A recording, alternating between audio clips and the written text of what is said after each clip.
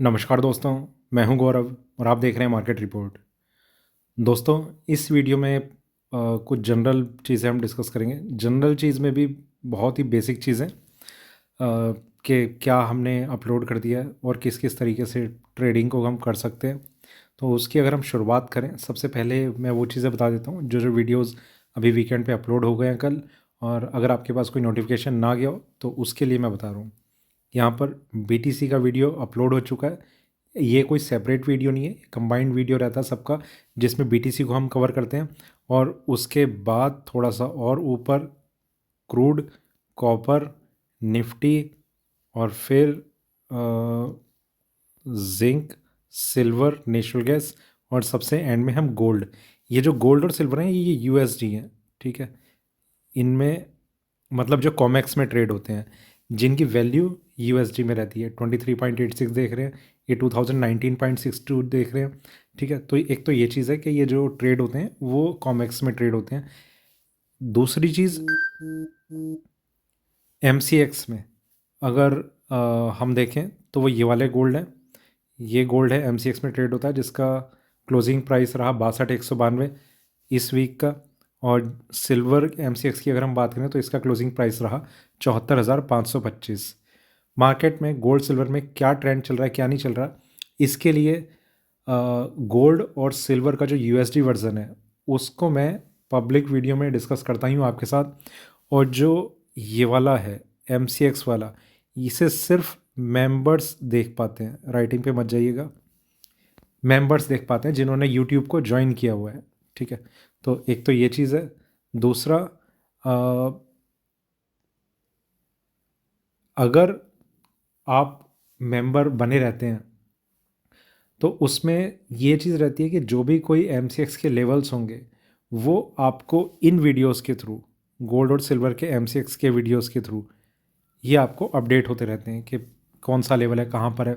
एक चीज़ और मैं बताता हूँ आपको, अगर आप गोल्ड सिल्वर पे ज़्यादा फोकस रखते हैं, इनफैक्ट सबसे ज़्यादा जो जो ट्रेडिंग है वो गोल्ड सिल्वर में ही होती है।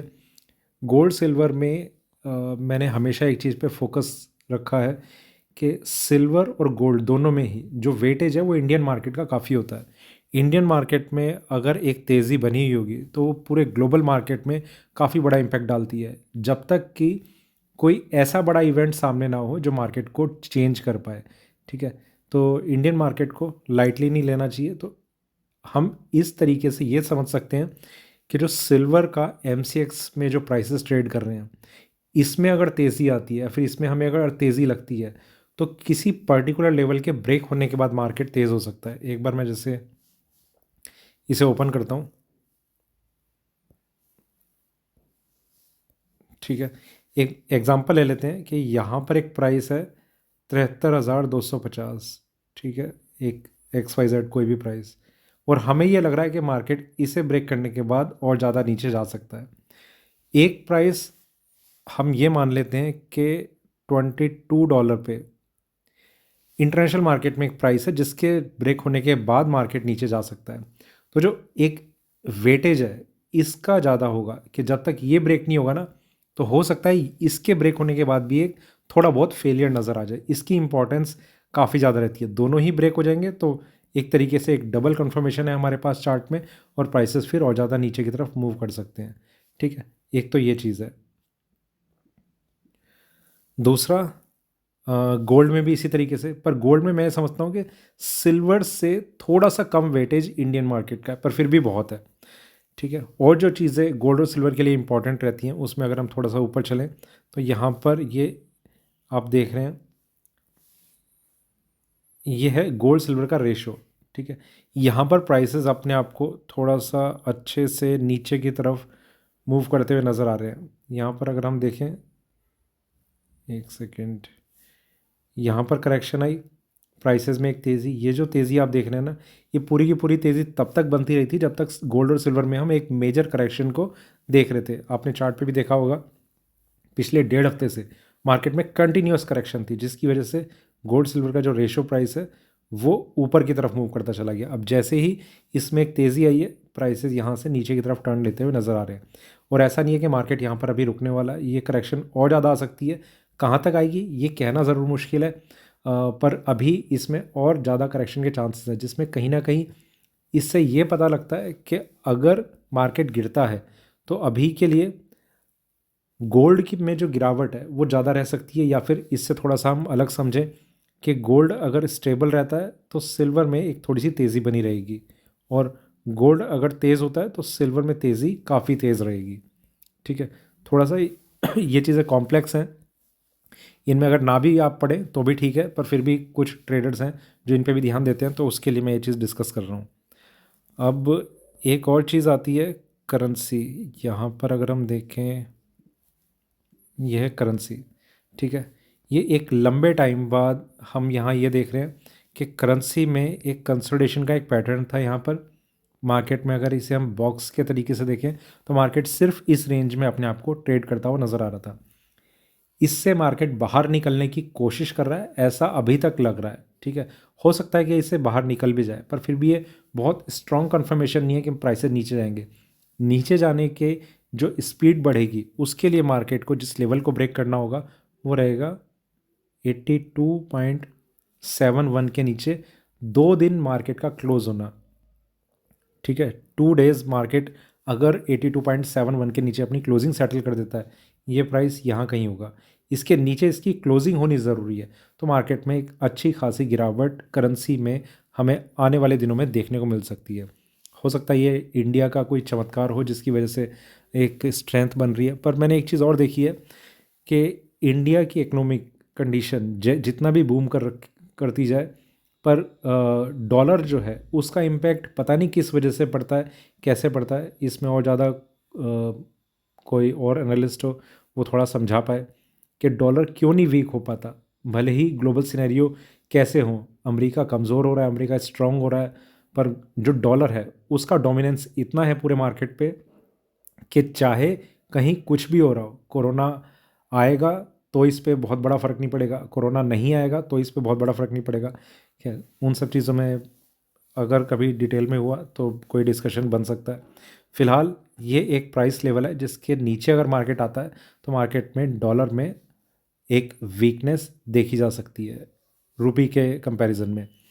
और इसका इम्पैक्ट गोल्ड सिल्वर पे कैसा पड़ेगा, बहुत क्लियर है कि गोल्ड यूएसडी में मतलब कॉमेक्स में भले ही अपने आप को थोड़ा सा स्ट्रांगली होल्ड करके रखे, पर इंडियन मार्केट में एक वीकनेस कंटिन्यू रह सकती है। ठीक है, तो ये चीज़ है जो गोल्ड सिल्वर रेशो हो गया और यूएसडी आईएनआर हो गया, इनकी वजह से गोल्ड सिल्वर पे कैसा इम्पैक्ट पड़ सकता है। इसके नीचे जाने पर अगर इसमें करेक्शन का एक फेज़ बना रहेगा ना, तो सिल्वर में एक स्ट्रेंथ बनी रहेगी, बेस मेटल में एक स्ट्रेंथ बनी रहेगी, क्रूड ऑयल में एक स्ट्रेंथ बनी रहेगी, अगर इसमें करेक्शन जो है वो कंटिन्यू रहे। इसमें थोड़ा सा ये मूव आया नीचे की तरफ, आप ये देख रहे होंगे चार्ट्स पे भी, चार्ट्स पे आप खुद भी ऑब्जर्व कर रहे होंगे कि क्रूड, जिंक, कॉपर तीनों चीज़ों में एक स्ट्रेंथ बननी शुरू हुई है। और सिल्वर को भी अगर हम गोल्ड से कंपेयर करें तो सिल्वर में जो स्ट्रेंथ है वो ज़्यादा बनी है इसके नीचे आने पर। ये कुछ चीज़ें हैं जो अगर आप ट्रेडिंग में हैं, एक्टिवली ट्रेडिंग में हैं, तो बस आपको इनका पता होना चाहिए कि किसका इम्पैक्ट किस तरीके से पड़ सकता है। एक चीज़ और रहती है, देखिए मार्केट ऐसा नहीं है कि आपको बहुत ट्रांसपेरेंसी से सारी चीज़ें दिखाता रहेगा। मार्केट नीचे आ रहा है, ये आपको एक साथ होती हुई चीज़ें नज़र आए, मतलब जैसे यूएसडी आईएनआर नीचे आ रहा है और साइड बाय साइड गोल्ड भी आपको मतलब करेंसी सॉरी कॉमेक्स में ऊपर जाता हुआ नजर आए, ये ज़रूरी नहीं है। या सिल्वर भी आपको एक साथ ऊपर जाती हुई, क्रूड भी ऊपर जाता हुआ और यहाँ पर जिंक और कॉपर भी ऊपर जाते हुए नजर आए एक साथ, ये चीज़ ज़रूरी नहीं है। मार्केट पहला स्टेप ले लेगा, सिल्वर ऊपर जा रही है, ठीक है, यहाँ पर कोई इफेक्ट नहीं पड़ेगा करेंसी पे, फिर कॉपर ऊपर जाती हुई नज़र आ जाएगी। ये over a period of time, एक हम टाइम फ्रेम अगर देख लें कि एक महीने में क्या हुआ है, तो ये चीज़ें ऊपर गई हैं और ये नीचे आया, तो ओवरऑल इम्पैक्ट इनका इस तरीके का रहेगा। ठीक है, तो और भी चीज़ें होती हैं, मुझे लगता नहीं ये वीडियो आपके लिए कितना इंपॉर्टेंट है कितना नहीं, पर जो मुझे लगा कि शेयर करना चाहिए वो मैं आपके साथ डिस्कस कर रहा हूँ। और एक चीज़ और, बीटीसी को और थोड़ा सा हम देख लेते हैं इसमें। ठीक है, चार्ट पैटर्न अगर हम देखें, बीटीसी का ये ट्रेंड लाइन तो बहुत पहले की ड्रॉ कर रखी है, यहाँ पर प्राइसेस अपने आप को ऊपर ले गए, यहाँ से थोड़ी सी करेक्शन और मार्केट यहाँ कंसोलिडेट कर रहा है। क्रिप्टो में अगर आप ट्रेड करते हैं, देखिए क्रिप्टो में मैं अपने आप को बहुत ऐसा समझता हूँ कि मैं बहुत ही कम नॉलेज के साथ क्रिप्टो के पूरे सिस्टम को समझ पाता हूँ। प्राइसेस चार्ट पैटर्न उस पे मैं अपने आप को अगर थोड़ा सा जज करूँ तो ठीक है, मतलब एक ग्रिप है मेरी। पर जो और चीज़ें हैं इसमें, मार्केट किस किस तरीके से ट्रेड करता है, एनएफटी क्या है, उसमें किस तरीके से आप अर्न कर सकते हैं। और एक चीज़ और होती है, कॉइन्स आते रहते हैं, आईडीओ आता है, जैसे आईपीओ आता है, इसमें शायद आईडीओ आता है, ऐसा ही कुछ है। तो वो भी चीज़ें रहती हैं इसमें, और एयर ड्रॉप होते रहते हैं। तो बहुत सारी चीज़ें हैं जो क्रिप्टो में हम एक्सप्लोर कर सकते हैं। पर जितना मुझे पता है, मैं सिर्फ अभी तक चार्ट को देखता हुआ आ रहा हूँ, और उन चीज़ों में भी मैं एंटर करने की कोशिश करूँगा। फिलहाल जो चीज़ें नज़र आ रही हैं उन पे हम अगर डिस्कस करें, मार्केट में एक ज़बरदस्त तेज़ी, और उसके बाद मार्केट यहाँ पर स्ट्रांगली कंसोलिडेट कर रहा है, और ज़्यादा नीचे अभी इसके करेक्ट होने के चांसेस बने हुए हैं। सिर्फ बीटीसी ही नहीं, बहुत सारे अल्ट कॉइन्स हैं जो अपने आप को एक सेलिंग प्रेशर में फेस कर रहे हैं, और प्राइसेस उनके भी नीचे आते हुए नज़र आ सकते हैं। एक सबसे बड़ा एडवांटेज जो मैं क्रिप्टो मार्केट का समझता हूँ वो ये कि इसमें कोई एक्सपायरी डेट नहीं होती, जैसे हम गोल्ड सिल्वर में देखते हैं या किसी भी एक ट्रेडिंग इंस्ट्रूमेंट में देखते हैं कि उसकी कोई एक्सपायरी डेट है, जिसकी वजह से हमें जो टाइम का जो एक अमाउंट पे करना पड़ता है, जैसे अभी 2 महीने हैं, ठीक है। गोल्ड का प्राइस अगर हम मान लें 62,000 पे ट्रेड कर रहा है, ठीक है। और अगर इंटरनेशनल मार्केट में या कहीं पर भी कोई एक ऐसा सिनेरियो ले लें कि हर पैरामीटर पे सारी चीज़ें स्टेबल रहती हैं, तो इसका प्राइस खुद ही लगभग 61,600 के आसपास आ जाएगा, क्योंकि 2 महीने का टाइम जो है वो आज के हिसाब से 62,000 दिखा रहा है। 2 महीने बाद जब वो करंट प्राइस आएगा मार्केट में, तो ये प्राइस नीचे आ चुके होंगे। ये थोड़ा सा टाइम वैल्यू का आप थोड़ा सा समझेंगे तो ये आपको क्लियर होंगे, मैं शायद उतना अच्छे से एक्सप्लेन कर नहीं पाया, ठीक है। तो एक ये चीज़ें होती हैं, और किसी भी न्यूज़ को आप अवॉइड करने की कोशिश करें। बहुत सारे मेरे पास कई ट्रेडर्स ऐसे हैं जो किसी की पोस्ट, जैसे कई टेलीग्राम पोस्ट होते हैं, वो वहाँ से उठाएंगे और मुझे दिखाएंगे कि ये एक न्यूज़ आई है, चाइना में ये हो रहा है, अमेरिका में ये हो रहा है, या रशिया ये सोच रहा है, उसने ये स्टेटमेंट दी है। ये सारी चीज़ें ना बिल्कुल इग्नोर करनी चाहिए, और उसका सबसे बड़ा रीज़न ये है, आप क्या सोचते हैं कि ये न्यूज़ आपको पता लग रही है और किसी को पता ही नहीं होगी? जो बड़े प्लेयर्स हैं उनके पास ये न्यूज़ सबसे पहले पहुंचती है, आप तक ये तब पहुंचती है जब मार्केट उसका एक एक्चुअल इम्पैक्ट ले चुका होता है। थोड़ा सा क्या, मैं यहीं पर एक एग्जांपल दूं, मान लीजिए गोल्ड का चार्ट है, वो न्यूज़ यहाँ पर आई, प्राइसेस ऊपर चले जाएंगे और ऊपर चले जाएंगे। यहाँ पर वो तब आ चुकी होगी न्यूज़ जब जो रियल मार्केट प्लेयर्स हैं, जो बड़े बड़े क्वांटिटी में ट्रेड करते हैं, वो उसके प्राइस को ऑलरेडी ऊपर ले जा चुके होंगे।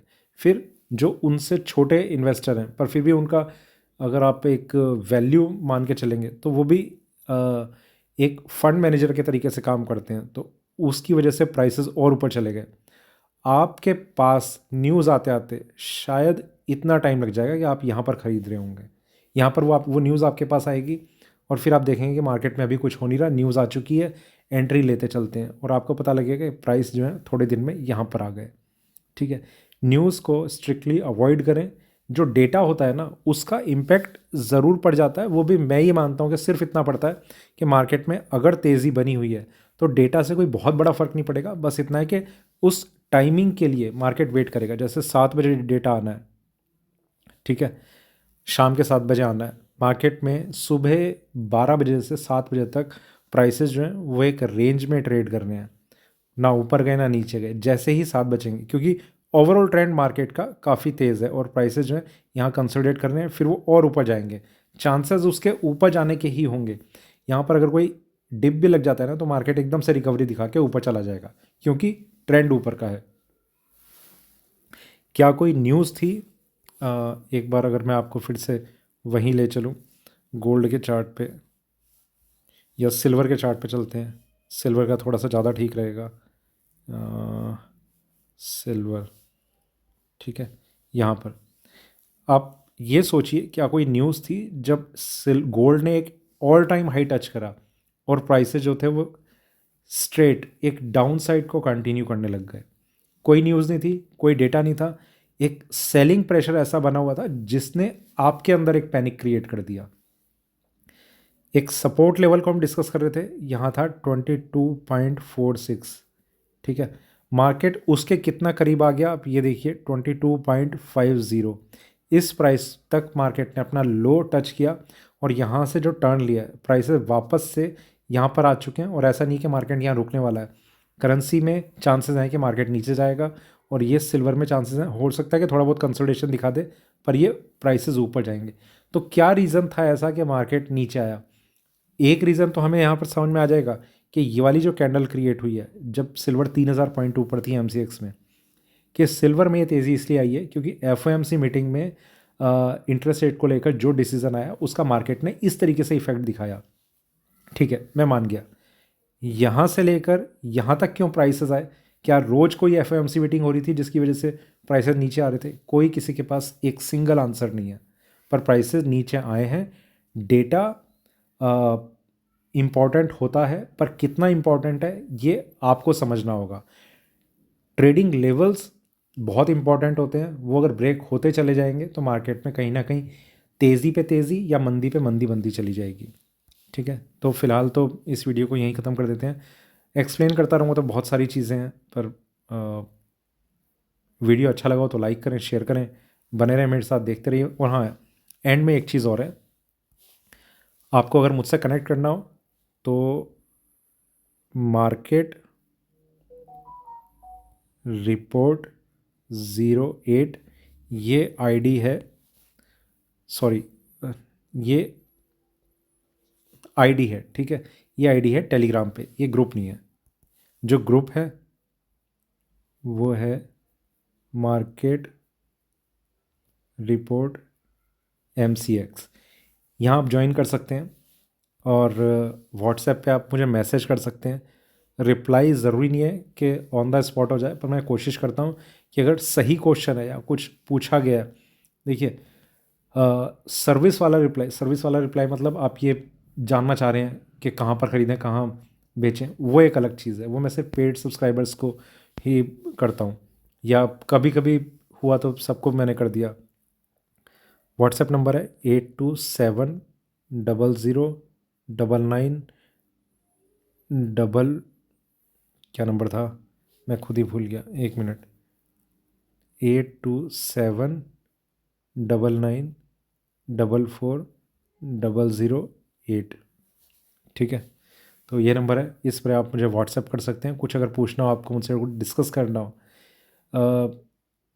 लेवल्स को छोड़कर, तो आप वो डिस्कस कर सकते हैं। तो ये था मेरा वीडियो अच्छा लगा हो तो लाइक करें, शेयर करें, बने रहें मेरे साथ, देखते रहिए मार्केट रिपोर्ट। धन्यवाद।